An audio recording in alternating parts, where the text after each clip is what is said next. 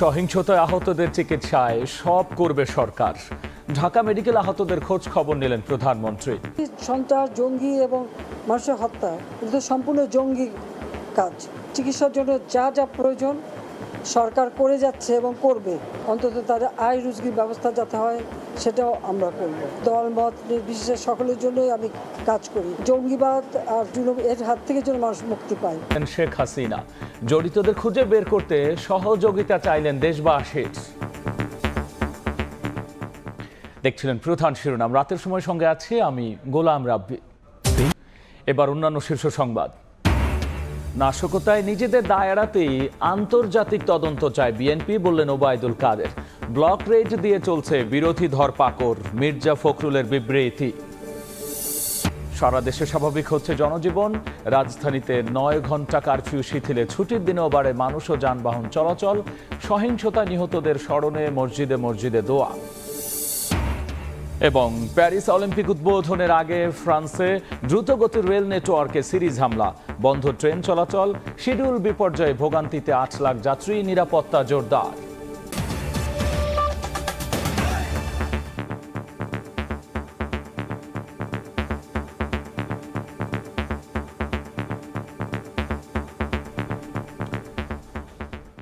দলমতের ঊর্ধ্বে সহিংসতায় আহতদের চিকিৎসায় যা যা প্রয়োজন সবই করবে সরকার। একই সঙ্গে তাদের কর্মসংস্থানেরও ব্যবস্থা করা হবে।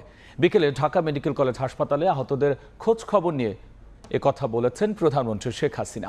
এ সময় শিক্ষার্থীদের দাবি মানার পরও কেন আন্দোলন চলবে এমন প্রশ্ন তুলেছেন সরকার প্রধান। বাবুল হোসেনের ক্যামেরায় জানাচ্ছেন ফারুক ভুঁইয়া রবিন। সরকার এই যে সন্ত্রাস, জঙ্গি এবং মানুষের হত্যা কিন্তু সম্পূর্ণ জঙ্গি কাজ।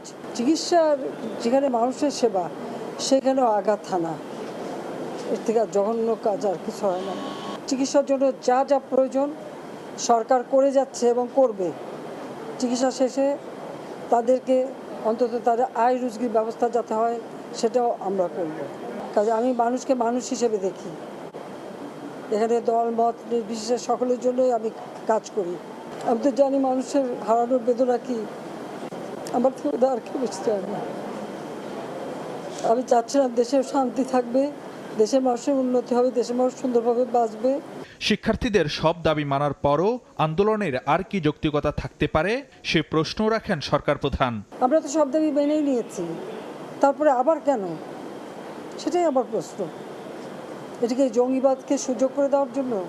দেশবাসীকে বলে আপনারা দোয়া করেন এই যে জঙ্গিবাদ আর এর হাত থেকে যেন মানুষ মুক্তি পায়, মানুষের জীবনে যেন শান্তি আসে। এর আগে সকালে বিটিভি ভবন পরিদর্শন করে নাশকতাকারীদের ধ্বংসলীলা দেখেছেন প্রধানমন্ত্রী। এ সময় আনাচে কানাচে লুকিয়ে থাকা সহিংসতাকারীদের খুঁজে বের করতে দেশবাসীর সহযোগিতা চেয়েছেন সরকার প্রধান। বিভিন্ন স্থাপনায় তাণ্ডব লীলার চিত্র তুলে ধরে প্রধানমন্ত্রী বলেন, যাদের কারণে জনজীবনে আবারও দুর্ভোগ ফিরেছে, বিদেশে দেশের ভাবমূর্তি ক্ষুণ্ণ হচ্ছে, তাদের বিচার জনগণকেই করতে হবে। ফারুক ভুঁইয়া রবিনের আরও একটি রিপোর্ট।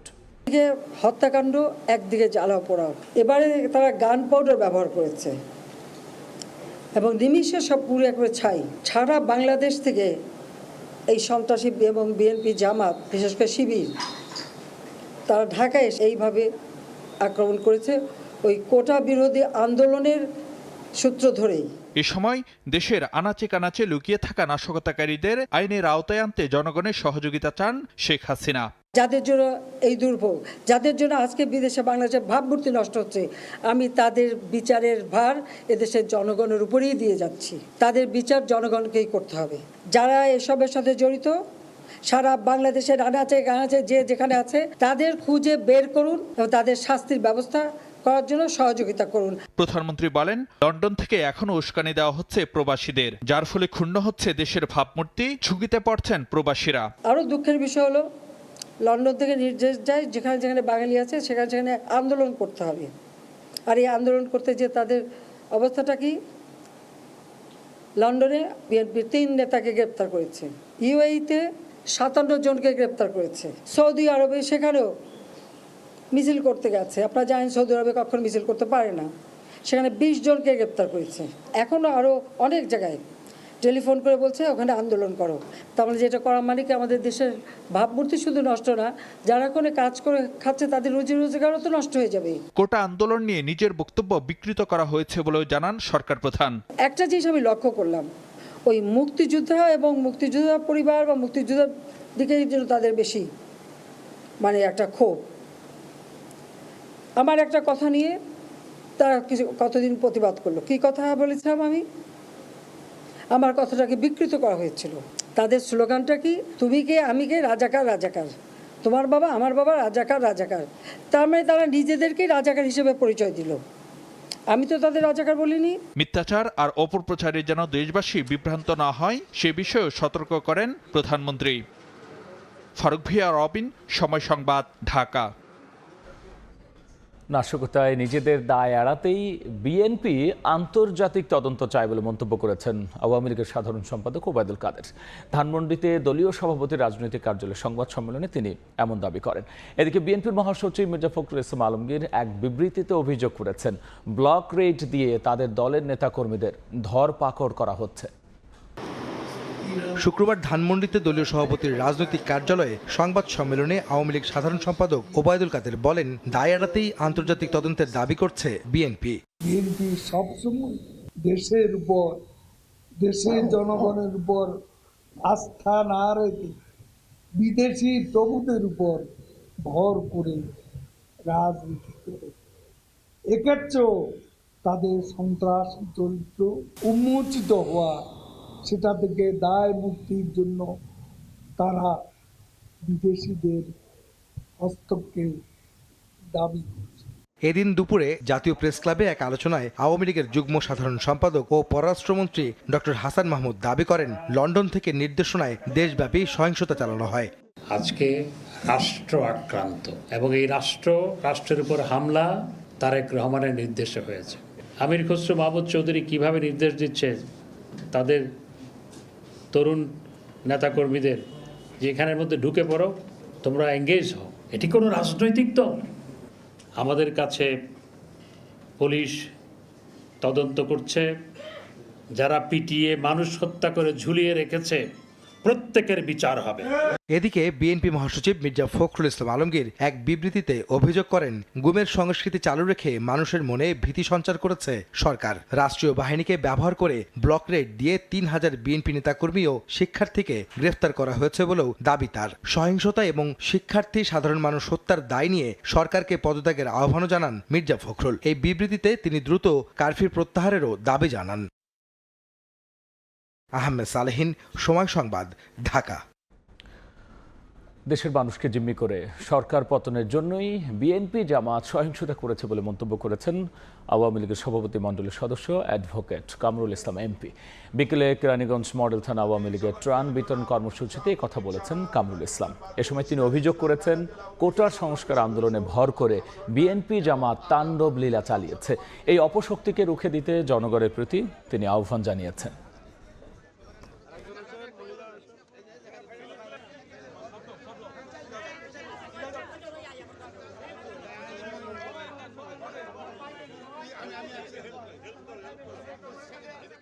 ছাত্রদের আন্দোলনে তারা তাদের কাঁধে সর হয়ে আজকে তারা সরকারের পতনের জন্য চেষ্টা করেছে। তারা যেই কাজগুলো তারা করেছে এই বিগত 2-3 দিন সমস্ত দেশবাসী হতভম্ব হয়ে গেছে, বিস্মিত হয়ে গেছে যে বাংলাদেশে একটা দেশের বিরুদ্ধে, রাষ্ট্রের বিরুদ্ধে, দেশের উন্নয়নের বিরুদ্ধে দেশের সকল স্থাপনাকে কিভাবে তারা ধ্বংস করতে পারে। রাজনীতি থেকে, বাংলার মাটি থেকে এদেরকে বিতাড়িত করতে হবে। শক্তি থাকবে না যতক্ষণ করে এদেরকে বিতাড়িত না করতে পারবে। প্যারিস অলিম্পিক উদ্বোধনের আগ মুহূর্তে ফ্রান্সে রেল লাইনে সিরিজ হামলায় ছড়িয়ে পড়েছে আতঙ্ক। 3টি অঞ্চলের রেল লাইন এতে ক্ষতিগ্রস্ত হয়েছে। শিডিউল বিপর্যয়ে ভোগান্তিতে পড়েছেন 8 লাখেরও বেশি যাত্রী। প্যারিস থেকে জানিয়েছেন এস এম ইকবাল ও লুৎফুর রহমান বাবু। আর মাত্র অল্প কিছুক্ষণের অপেক্ষা, পর্দা উঠতে যাচ্ছে greatest show on earth, the Paris Olympic. এই অলিম্পিককে ঘিরে প্যারিসে এখন উৎসবমুখর পরিবেশ, সাজরব। তবে হঠাৎ করেই সব কিছু বদলে দিয়েছে কিছু দুষ্কৃতিকারীদের। ফ্রান্সের যে রেলওয়ে আছে, দ্রুতগতির রেলওয়ে, সেখানে হামলা। এই হামলার কারণে কিন্তু শঙ্কায় পড়েছে উদ্বোধনী অনুষ্ঠানটা আসলে যে গিয়ার নিয়ে, যে গতি নিয়ে করার উদ্যোগ নিয়েছিল বা যে চেষ্টা ছিল প্যারিস প্রশাসনের, তারা সেটা করতে পারবে কিনা, এসব নিয়ে কথা বলবো। এখানে আমাদের প্রতিনিধি রয়েছেন লুৎফর রহমান বাবু। তিনি দীর্ঘদিন ধরেই সময় সংবাদের সঙ্গে যুক্ত আছেন, প্যারিসের বিভিন্ন ইভেন্ট তিনি কভার করেছেন। তার কাছ থেকে জানতে চাবো সার্বিক নিরাপত্তার যে পরিস্থিতি রয়েছে এই মুহূর্তে প্যারিসে, সেটা কেমন দেখছেন? ধন্যবাদ আপনাকে। আপনি জানেন যে এই অলিম্পিককে ঘিরে কিন্তু নানা প্রশ্ন সেই শুরু থেকেই ছিল, এবং সেই প্রশ্নের অনেকটা বাস্তবতা এখন দেখা গেল যে উদ্বোধনের মাত্র আপনি কিছুক্ষণ আগে, আর কিছুক্ষণ পরে হয়তো বা উদ্বোধন হবে যেটি আপনি বলছিলেন।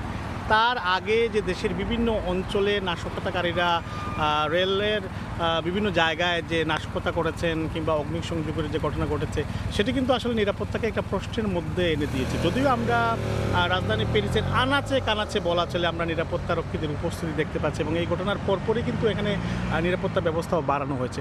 জি, নিরাপত্তার যে ব্যবস্থাটা রয়েছে সেই নিরাপত্তা নিয়ে কিছুটা প্রশ্ন তৈরি হলো আমাদের সহকর্মীর কাছ থেকে, যেটা জানছিলাম হামলার কারণে যে ভোগান্তিতে পড়েছেন সাধারণ দর্শক বা যারা এখানে আসতে চাচ্ছিলেন, সেটা কিন্তু আসলে অস্বীকার করার উপায় নাই।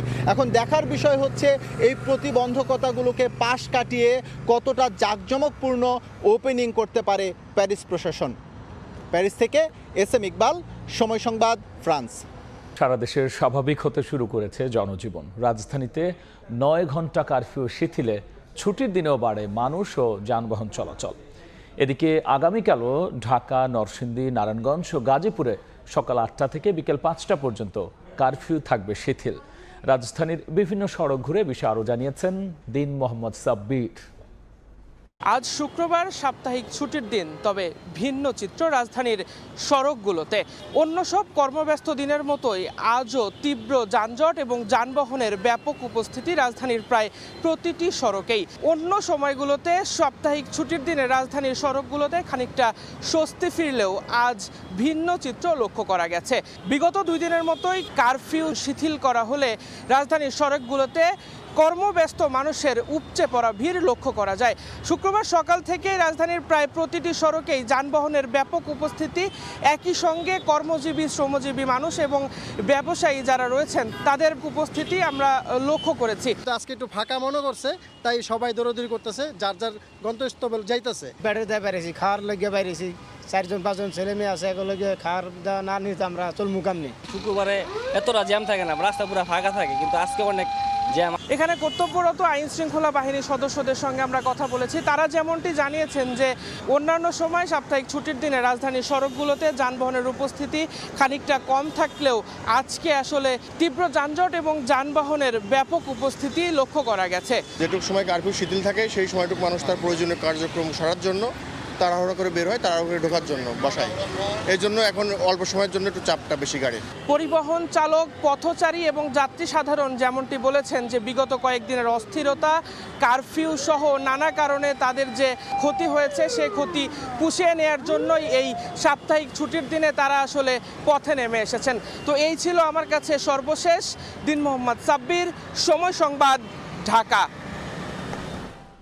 অবশেষে চট্টগ্রাম থেকে দেশের বিভিন্ন অঞ্চলে জ্বালানি তেল পরিবহন শুরু হয়েছে। সকালে বিজিবির পাহারায় ঢাকা, সিলেট, চট্টগ্রামের দোহাজারী এবং হাটহাজারীতে পাঠানো হয় 64টি ওয়াগনবাহী 4টি ট্রেন। নুরজামালা থেকে ক্যামেরায় আরও জানাচ্ছেন কমল দে। কোটা আন্দোলনকে ঘিরে সংঘাত, সবশেষ কারফিউ। এর মাঝে দেশের বিভিন্ন স্থানে জ্বালানি তেল সরবরাহ কাজ শুরু করেছে বাংলাদেশ রেলওয়ে এবং নিরাপত্তায় বর্ডার গার্ড, বিজিবি। সকালে চট্টগ্রাম থেকে ঢাকার উদ্দেশ্যে ছেড়ে গেছে তেলবাহী 24টি ওয়াগন নিয়ে একটি ট্রেন, যেখানে রয়েছে প্রতিটিতে 33,000 লিটার করে পেট্রোল, অকটেন, ডিজেল এবং ফার্নেস অয়েল। এরপর সিলেটের উদ্দেশ্যে ছেড়ে গেছে 16টি ওয়াগন নিয়ে আরেকটি ট্রেন। সবশেষ চট্টগ্রামের দোহাজারীতে 12টি ওয়াগন এবং চট্টগ্রামের হাটহাজারীতে গেছে আরও 12টি ওয়াগন করে ফার্নেস অয়েল। মূলত চট্টগ্রামের দোহাজারী এবং হাটহাজারীতে পাঠানো হচ্ছে বিদ্যুৎ কেন্দ্রের জন্য ফার্নেস অয়েল। রাজধানী ঢাকা এবং সিলেটে পাঠানো হয়েছে প্রয়োজনীয় জ্বালানি তেল। এই তেলগুলো যদি আমরা সময়মতো না পাঠাই তাহলে বিদ্যুৎ সমস্যার সৃষ্টি হতে পারে এবং যানবাহন চলাচলে বিঘ্ন ঘটতে পারে।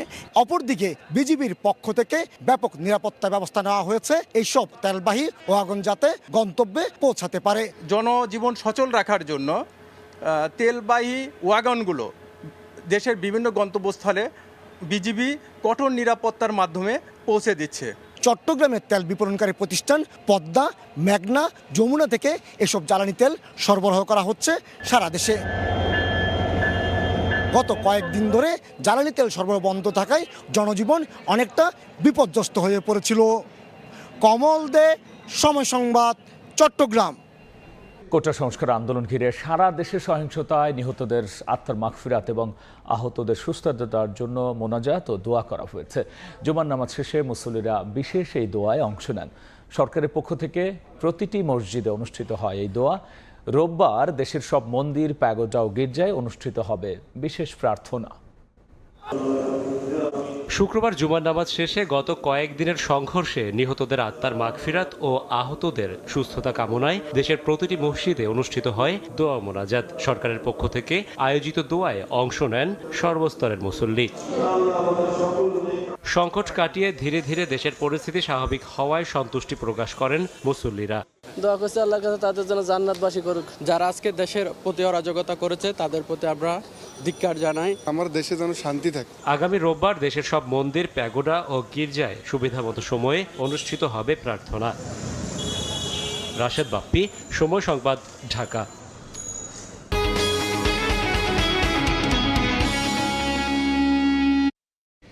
ফ্লাইট বাতিল হওয়ায় রিশিডিউল করতে হয়েছে টিকিট। নির্দেশনা ছিল অতিরিক্ত কোনো টাকা ছাড়াই এমনটা করবে এয়ারলাইন্স বা এজেন্ট। তবে এক এজেন্সির বিরুদ্ধে নতুন করে 18,000 টাকা নেওয়ার অভিযোগ করেছেন এক সৌদি প্রবাসী। কাজল আব্দুল্লাহ রিপোর্ট।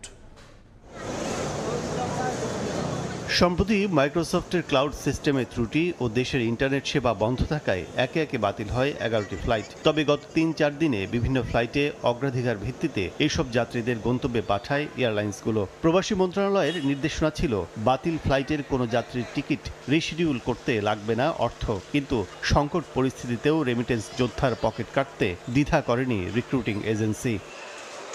সংকটকালীন প্রবাসীদের আবাসন সমস্যা নিয়ে জানতে খিলক্ষেতের বড়ুয়া বঙ্গবন্ধু ওয়েস আর্নার্স সেন্টারে যায় সময় সংবাদ। সেখানে এয়ার অ্যারাবিয়ার ফ্লাইট বাতিল হওয়ায় অবস্থান নেন জাকির নামের এক সৌদি প্রবাসী। তিনি জানান, টিকিট রিশিডিউলের জন্য এজেন্ট সাইমা এন্টারপ্রাইজকে নতুন করে দিতে হয়েছে 18,000 টাকা। ফ্লাইট বাতিল হওয়ার কারণে ওই 20 তারিখ তো আমি যাইতে পারি না। এজেন্ট বলতেছে যে আপনি টিকিট এখন আপডেট করতে হলে 18,000 টাকা জরিমানা দিতে। এই প্রবাসীর অভিযোগের ভিত্তিতে সাইমা এন্টারপ্রাইজের খোঁজে আমরা যাই রাজধানীর নয়াপল্টনে। মসজিদগুলিতে জিজ্ঞেস করে পাওয়া যায় অফিসের ঠিকানা। কথা হয় প্রতিষ্ঠানটির চেয়ারম্যানের সঙ্গে। অকপটেই স্বীকার করলেন টাকা নেয়ার বিষয়টি, কিন্তু তথ্য গোপন রাখলেন টিকিট কালোবাজারির। আমি তো এজেন্ট থেকে নিইনি, আমি এরকম টিকিট অনেকে হাঁটি হাঁটি টিকিট করে না, অফিসে আপনার লাগবে কিনা এরকম একজনের থেকে নিছি, বা তারা ওখানে মেইনলি এয়ারলাইন্সে টাকা লাগে কিনা আমরা জানি না, এটা থেকে নিছি আমি 15,000। এ ঘটনায় ব্যবস্থা নেওয়ার আশ্বাস দিয়েছেন প্রবাসী কল্যাণ প্রতিমন্ত্রী। আমাদের কাছে কোনো অভিযোগ আসে নাই, অভিযোগ আসলে আমরা দেব। কঠোর নির্দেশনার পরও নানা হয়রানির শিকার হতে হচ্ছে প্রবাসীদের। এই অবস্থা থেকে উত্তরণে মন্ত্রণালয়কে আরও দায়িত্বশীল হওয়ার পরামর্শ সংশ্লিষ্টদের। কাজল আব্দুল্লাহ, সময় সংবাদ, ঢাকা। দেখছেন রাতের সময়। এবার দেশের বাইরের খবর। যুক্তরাষ্ট্রের নির্বাচনের আগে গাজা ইস্যুতে একই সুরে সুর মেলালেন ডোনাল্ড ট্রাম্প আর ক্যামালা হ্যারিস। অবরুদ্ধ গাজায় এখনই যুদ্ধ বন্ধ হওয়া উচিত বলে মন্তব্য করেছেন নির্বাচনে রিপাবলিকান প্রার্থী ডোনাল্ড ট্রাম্প। অন্যদিকে সংকট নিরসনে দ্বিরাষ্ট্রই একমাত্র সমাধান বলে জানিয়েছেন সম্ভাব্য ডেমোক্র্যাট প্রার্থী ক্যামালা হ্যারিস। একসঙ্গে বিনিয়ামিন নেতানিয়াহু ও জো বাইডেন স্থানীয় সময় বৃহস্পতিবার হোয়াইট হাউসে বৈঠকে মিলিত হন গাজায় নিরপরাধ ফিলিস্তিনিদের উপর হত্যাযজ্ঞ চালানো ইসরায়েলি প্রধানমন্ত্রী ও তাকে একপাক্ষিকভাবে সমর্থন দেয়া মার্কিন প্রেসিডেন্ট। যদিও এদিন অবরুদ্ধ অঞ্চলটিতে যুদ্ধবিরতি চুক্তি চূড়ান্ত করতে নেতানিয়াহুকে চাপ দেন বাইডেন। এদিন ইসরায়েলি প্রধানমন্ত্রীর সঙ্গে বৈঠক করেন মার্কিন ভাইস প্রেসিডেন্ট কামালা হ্যারিসও। পরে সাংবাদিকদের মুখোমুখি হন আগামী নির্বাচনে ডেমোক্র্যাট দলের সম্ভাব্য এই প্রার্থী। ইসরায়েলের প্রতি নিজের সমর্থন ব্যক্ত করলেও গাজায় যা হচ্ছে তা নিয়ে নীরব থাকবেন না বলে জানান কামালা। একই সঙ্গে দ্রুত যুদ্ধবিরতির আহ্বান জানিয়ে কামালা বলেন, সংকট সমাধানে দ্বিরাষ্ট্রই একমাত্র পথ। Two-state solution is the only path. অবরুদ্ধ গাজা ইস্যুতে ডেমোক্র্যাটদের সুরে কথা বললেন নির্বাচনে রিপাবলিকান প্রার্থী ডোনাল্ড ট্রাম্প। গাজায় এখনই যুদ্ধ বন্ধ হওয়া উচিত বলে মন্তব্য করেছেন সাবেক এই মার্কিন প্রেসিডেন্ট। যদিও নিজেকে ইসরায়েলপন্থী বলে দাবি করেছেন তিনি। স্থানীয় সময় শুক্রবারই ট্রাম্পের সঙ্গে সাক্ষাতের কথা রয়েছে নেতানিয়াহুর। এদিকে নেতানিয়াহুর যুক্তরাষ্ট্র সফরে বিরোধিতা করে হোয়াইট হাউসের বাইরে জড়ো হন ফিলিস্তিনপন্থী বিক্ষোভকারীরা। এ সময় হাতে প্লাকার্ড, ফেস্টুন নিয়ে ইসরায়েলি প্রধানমন্ত্রীকে যুদ্ধাপরাধী আখ্যা দিয়ে স্লোগান দেন তারা। একই সঙ্গে ওয়াশিংটনকে ইসরায়েলের সামরিক সহায়তা বন্ধের আহ্বানও জানান। রাহানুল রানা, সময় সংবাদ। এ পর্যায়ে শীর্ষ সংবাদ জানিয়ে দিচ্ছে আরও একবার। দলমতের ঊর্ধ্বে সহিংসতায় আহতদের চিকিৎসায় সব করবে সরকার। বিটিভি ভবনে নাশকতাকারীদের ধ্বংসলীলা দেখলেন শেখ হাসিনা। নাশকতায় নিজেদের দায় এড়াতেই আন্তর্জাতিক তদন্ত চায় বিএনপি, বললেন ওবায়দুল কাদের। ব্লক রেড দিয়ে চলছে বিরোধী ধরপাকড়, মির্জা ফখরুলের বিবৃতি।